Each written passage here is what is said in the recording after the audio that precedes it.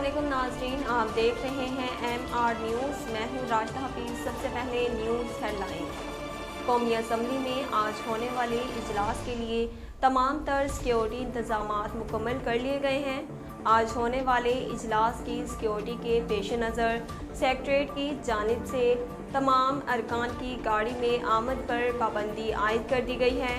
Secretariat की जारी करदा हिदायत के मुताबिक अरकान पार्लियामेंट मखसूस पार्किंग में गाड़ी खड़ी करने के पाबंद होंगे और MNAs को शटल सर्विस के जरिए पार्लियामेंट हाउस पहुंचाया जाएगा।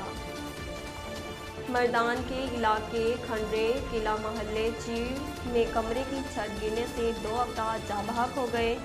तफसीलात के मुताबिक मर्दान में कमरे की छत गिरने से बच्चे समेत 2 अफराद जाँ बहक जबकि 3 अफराद जख्मी हो गए। रेस्क्यू ज़राए ने बताया कि जाँ बहक अफराद में 55 साला उमैर खान और उसकी 4 साला नवासी सोबिया शामिल है। तिब्बी माहिरीन का कहना है कि लो शुगर वाले और मेहनत मजदूरी करने वाले शुगर के मरीज रोज़ा रखने या ना रखने का फैसला डॉक्टर के मशवरे से करें। लाहौर में मीर खलीलुर रहमान सोसाइटी के ज़ेरे एहतमाम रमज़ानुल मुबारक के मौजू पर सेमिनार हुआ जिससे सीनियर डॉक्टर ने खिताब किया। उनका कहना था कि लो शुगर का असर ख़तरनाक हो सकता है। पाकिस्तान में शुगर के मरीज़ 3 करोड़ 30 लाख से ज़ायद हैं। हर 4 अफराद में से एक शुगर का मरीज़ है। उन्होंने कहा कि शुगर का मरीज़ रोज़े के दौरान इंसुलिन लगा सकता है। रोज़ादार जिस्मानी फिटनेस भी बरकरार रखे। रोज़ा रखने से गुर्दे की बीमारियां, पथरियां और तेज़ाबियत कम हो सकती है। माहिरीन का कहना था कि रोज़ादार मुर्गन और तली हुई चीज़ों से भी परहेज़ करें। कौमी असम्बली के इजलास में जो वज़ीर आज़म इमरान खान के खिलाफ अदम एतमाद की तहरीक के तनाज़ुर में इंतहाई कशीदगी की सूरत हाल में होगा।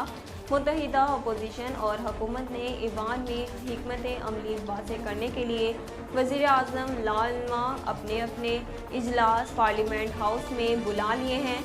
इजलास के लिए जो 15 निकाती एजेंडा जारी किया गया है इसमें शामिल आइन के आर्टिकल 95 और कौमी असम्बली के कवायदो ज़वाबित के कायदा 37 के मुताबिक मुत्तहिदा अपोजिशन के 147 अरकान ने तहरीक में मुतालबा किया कि ईवान में वज़ीर आज़म के खिलाफ अदम एतमाद की तहरीक पेश किए जाने की इजाज़त दी जाए। नाज़रीन, अब तक के लिए इतना ही। मज़ीद खबरों और अपडेट के लिए देखते रहिए MR न्यूज़।